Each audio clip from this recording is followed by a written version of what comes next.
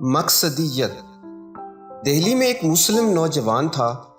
وہ غریب گھر میں پیدا ہوا، اس کی باقاعدہ تعلیم بھی نہ ہو سکی، تاہم وہ تندرست اور باصلاحیت تھا۔ جب وہ بڑا ہوا تو اس کو محسوس ہوا کہ ماحول میں اس کے لیے کوئی باعزت کام نہیں ہے۔ آخر کار وہ دادا گیری کی راہ پر لگ گیا۔ جھگڑا، فساد اور لوٹ مار اس کا پیشہ بن گیا۔ لوگ اس کو دادا کہنے لگے۔ چند سالوں کے بعد ایک شخص کو اس سے ہمدردی ہوئی۔ اس نے اپنے پاس سے کچھ رقم بطور قرض دے کر اس کو دکانداری کرا دی۔ جب وہ دکان میں بیٹھا اور اس کو نفع ملنے لگا تو اس کی تمام دلچسپیاں دکان کی طرف مائل ہو گئیں۔ اس نے دادا گیری چھوڑ دی اور پوری طرح دکان کے کام میں مصروف ہو گیا۔ موجودہ زمانہ میں مسلمانوں کا معاملہ بھی ایسا ہی کچھ ہو رہا ہے۔ انہوں نے مقصدیت کھو دی ہے۔ جدید دنیا میں وہ ایک بے مقصد گروہ بن کر رہ گئے ہیں۔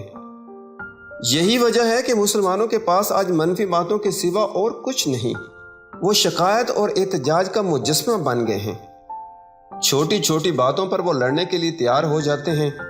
ان کی ہر نشست مجلس سے شکایت ہوتی ہے اور ہر جلسہ یوم احتجاج۔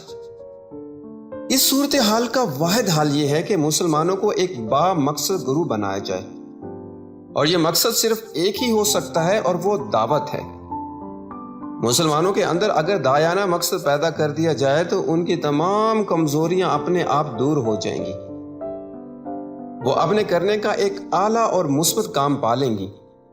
ان کی بے مقصدیت اپنے آپ مقصدیت میں تبدیل ہو جائے گی۔ اس کے بعد ان کے اندر کردار بھی آئے گا اور صبر و برداشت بھی۔ وہ دوسروں سے نفرت کرنے کے بجائے محبت کرنے لگیں گے۔